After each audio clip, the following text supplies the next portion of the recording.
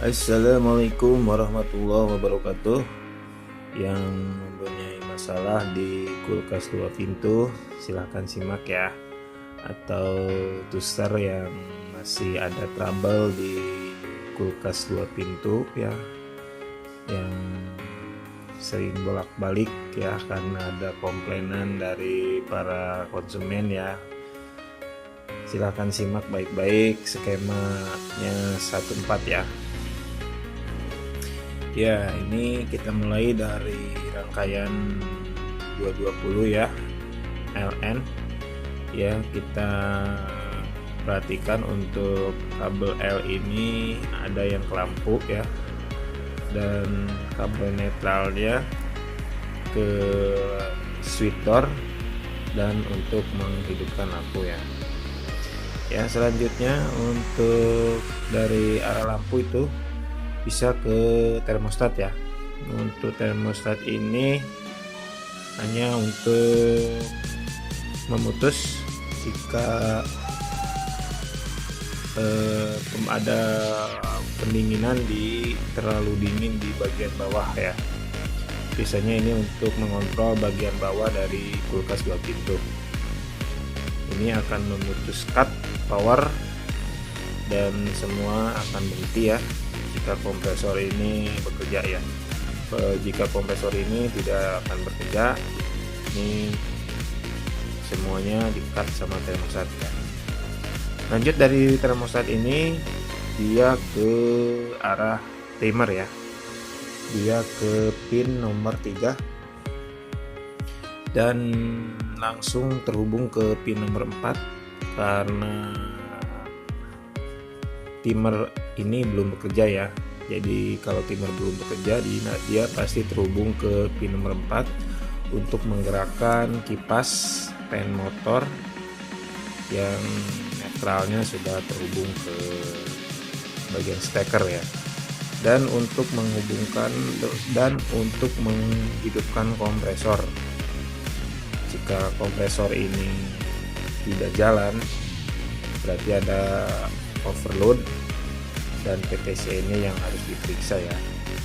Jadi kalau fan motor ini hidup, kompresor harus hidup ya. Jadi kalau kompresor tidak hidup, kita bisa cek di overload PTC nya ya. Mungkin PTC atau overloadnya terputus ya. Ya, lanjut ke bagian timer lagi. Soalnya kelistrikan kulkas 2 pintu ini otaknya ada di timer ya, untuk model timer bukan modul. Jadi selanjutnya timer ini akan berjalan, akan bergerak ya jika thermodefrost ini sudah bekerja atau terhubung, karena dia dingin. Karena dia ada batas temperatur yang ditentukan oleh thermodefrost ini untuk dia menghubungkan arus netral ke timer. Jadi timer ini bergerak dan otomatis pin 3 ini akan memutus dari pin 4 dan kembali dan menghubung ke pin 2. Jadi kalau dia memutus ke pin 4, otomatis kompresor dan fan motor berhenti dan dia menghidupkan heater ya untuk melakukan pencairan. Jadi kulkas 2 pintu itu ada saat pembekuan dan ada saat pencairan.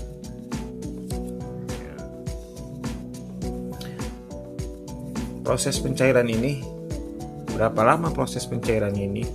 Proses pencairan ini akan ditentukan oleh thermodefrost. Jika dia sudah batas suhunya dia sudah mulai membuka, otomatis netral pun akan terputus di sini.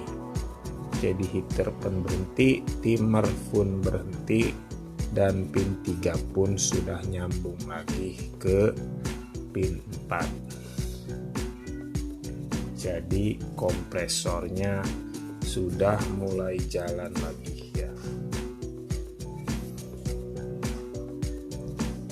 Nah, untuk mengecek kerusakan di timer, mungkin timer ini pada saat waktunya defrost, timer ini kan harus berjalan, jadi kita bisa cek pas waktunya defrost, kita bisa puter dia bergetar nggak atau bergerak nggak.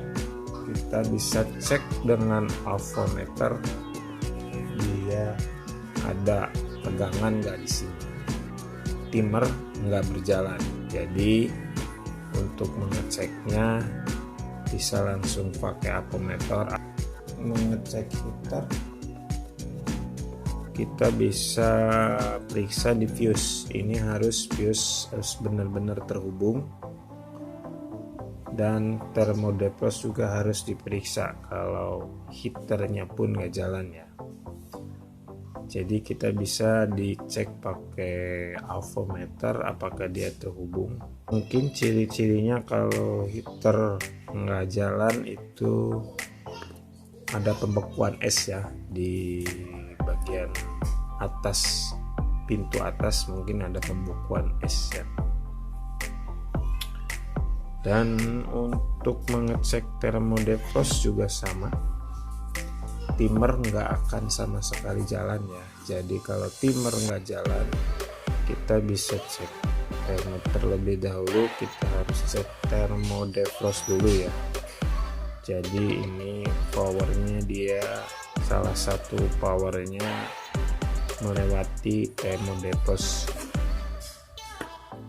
Mungkin siklus ini akan terus berjalan jika komponen antara thermodefrost, heater, dan fuse dan timer ini berjalan normal.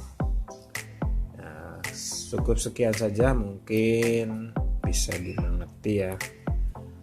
Salam nyes.